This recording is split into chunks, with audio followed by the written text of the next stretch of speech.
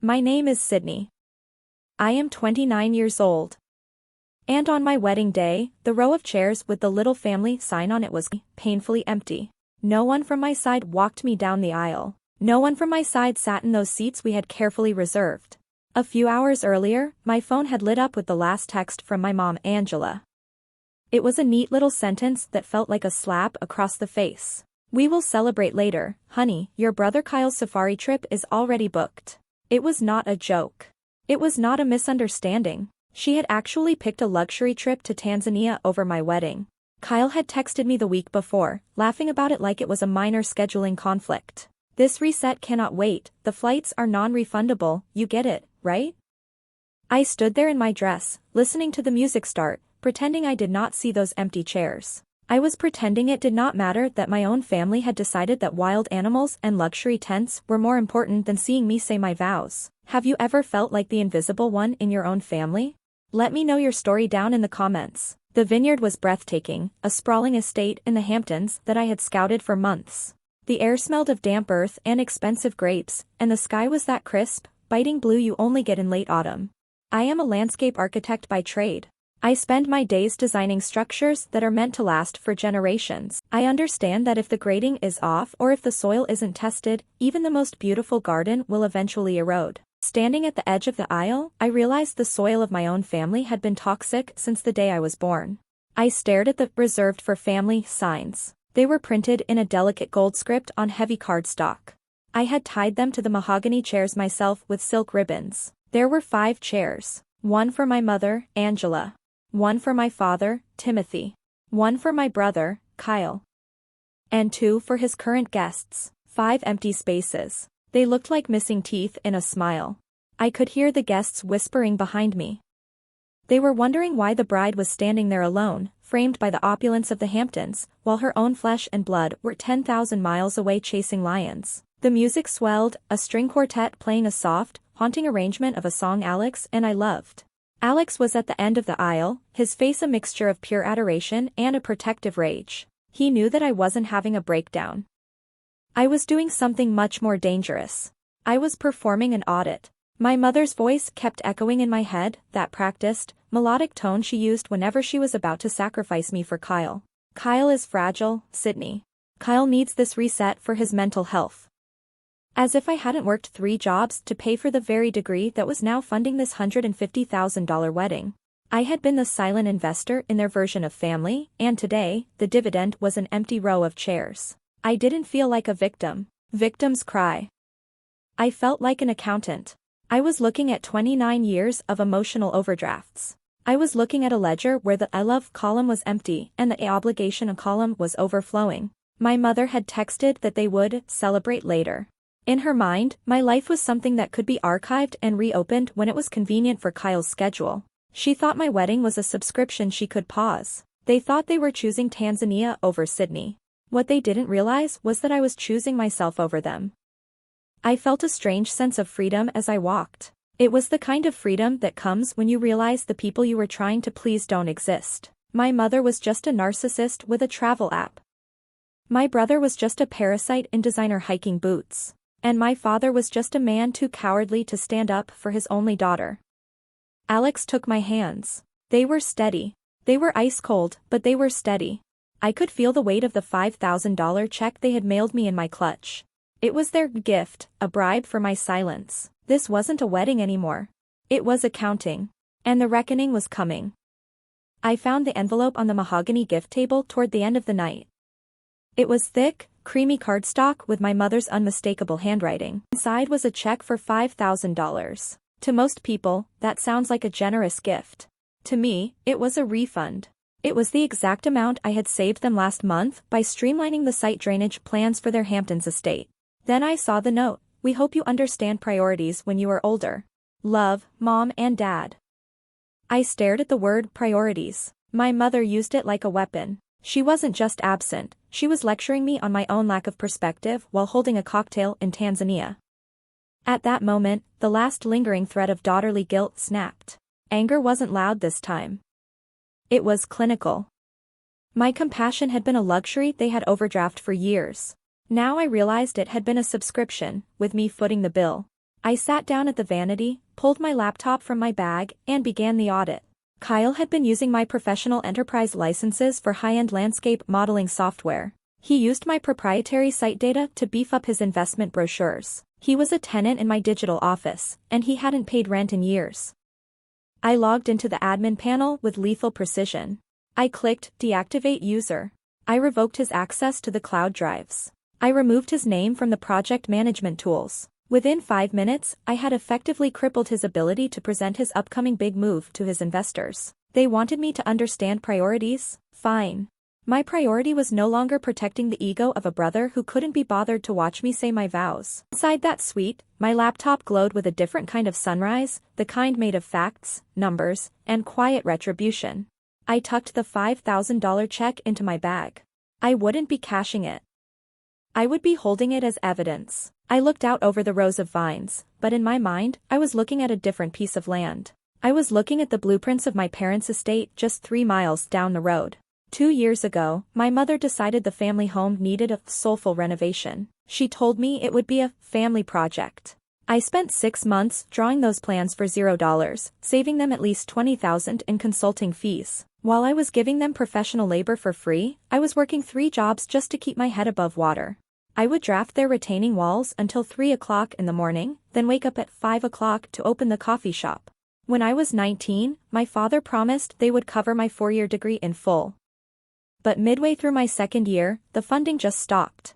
Angela told me Kyle had run into unfortunate legal complications with his first brokerage firm.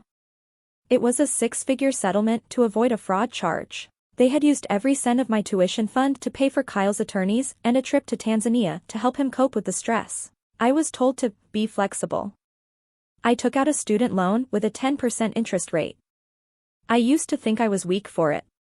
I thought I was just a girl begging for crumbs.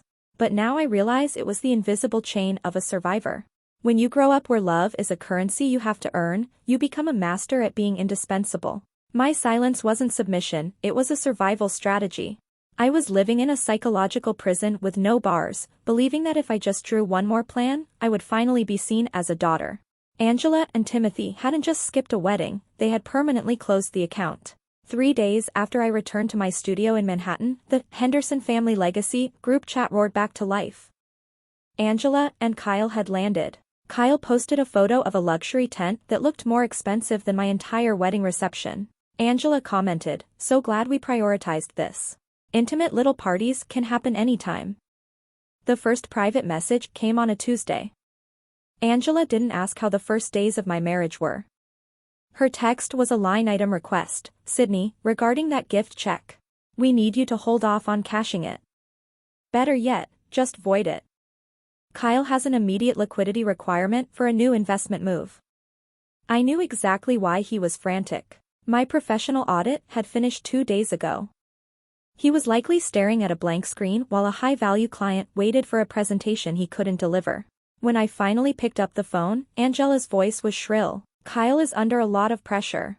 That $5,000 was really just a placeholder for the family group chat. We needed the record of the gift to keep the cousins from talking, but we need it back in the pool now." So the gift was a prop. "A subscription to the appearance of being a good mother," I said. "Don't be dramatic," she snapped. "Kyle says you've caused a technical glitch that might cost him $1 million contract. Be a sister for once and return the funds." "I'm not sending it back, Angela. And I'm not cashing it either. I've turned it over to my forensic accountant. He's currently reconciling it against the tuition fund that disappeared 3 years ago." I hung up. I felt the cold, sharp precision of an architect watching a faulty structure begin to lean. I worked by the glow of clinical blue light files. I was launching a structural integrity test on the entire Henderson family history. We were digging into the inheritance trust established by my late grandfather, a fund my parents claimed was empty when I begged for tuition money. As my husband Alex pulled the historical bank statements from the deep archives, the family ledger started to bleed. "Sydney, you need to see this," Alex said. There it was, a withdrawal of $150,000, executed exactly 3 years ago. It was the same week Angela told me my tuition fund had vanished. I clicked on the digital image of the withdrawal slip. At the bottom was a signature, Sydney Henderson. But I know how a hand moves when it's a lie. This signature didn't have the fluid weight of my hand. It was a crude imitation. It was a forgery. The authorization notes were the final kill shot, authorized by Angela Henderson, acting as co-trustee. Purpose: immediate debt consolidation and family travel requirements. The $150,000 hadn't vanished into a bad market. It had been stolen.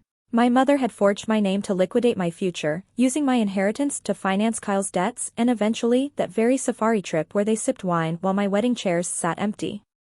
This wasn't a family dispute anymore. It was a criminal overdraft. The prison with no bars had finally dissolved. They hadn't just neglected me, they had systematically dismantled my life to prop up a golden boy who was nothing more than a hollow structure. I reached for my phone. It was time to shift the conflict from a group chat to a courtroom. I was reviewing plans in my studio when the glass door rattled. Angela Henderson stood on the other side. She was not the glowing queen of the Serengeti. Her hair was frayed. She looked like a building that had lost its primary load-bearing wall. I did not stand up. When she finally stepped inside, she looked at me with eyes red with desperation. "Sydney, we are in trouble. The bank sent people to the house this morning. They are initiating foreclosure proceedings on the Hamptons estate." Foreclosure, I repeated. It was a clinical word. "Your brother told us the liquidity would be there," she whispered. But the technical tools he was using stopped working. The presentation failed. The investors walked away. "Sydney, we need $80,000 by Friday to stay the foreclosure. You are family. You can't let your parents lose their home." I realized I was witnessing a psychological collapse. She was suffering from the power illusion of the empty wallet. For 29 years, my parents had projected authority, but it was never based on character. Their power was a coat they had rented, and now the lease was up. Angela wasn't begging for her home, she was begging for her illusion. "Angela," I said, "you didn't come to my wedding. You told me my big day was just an intimate little party that didn't matter. Why is your house suddenly a priority?" "That was a mistake," she cried. "You have always been the strong one, Sydney. You have always been the one who didn't need us." The irony was lethal. I didn't need them because they taught me I couldn't rely on them. I reached into my desk drawer and pulled out the manila folder. I laid it on the table. "I don't have $80,000 for you. But I do have accounting."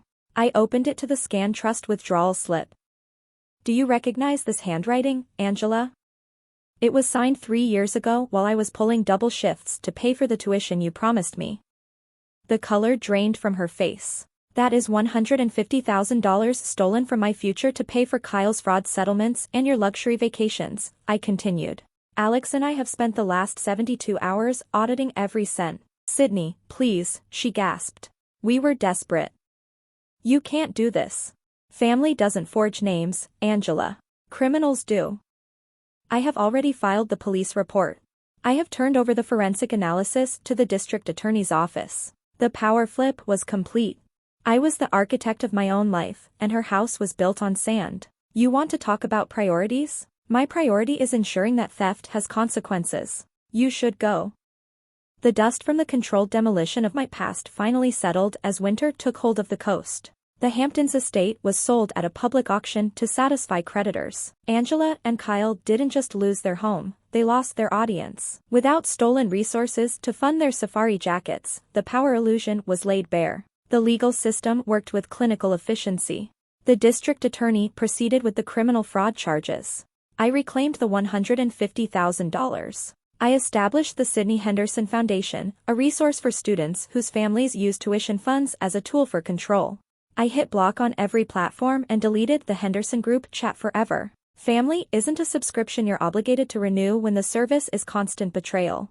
Today, I am standing in a garden of my own design. I am holding my daughter, Lily, against my chest, and for the first time in my life, I don't feel the cold draft of an empty front row. To those of you listening who feel like you are standing on the edge, this is for you. You might be the silent investor in everyone else's happiness while your own account is empty. But remember, you are the architect. You have the power to stop pouring your life into a foundation that was never meant to hold you. Sometimes the bravest thing you can do is walk out of the house.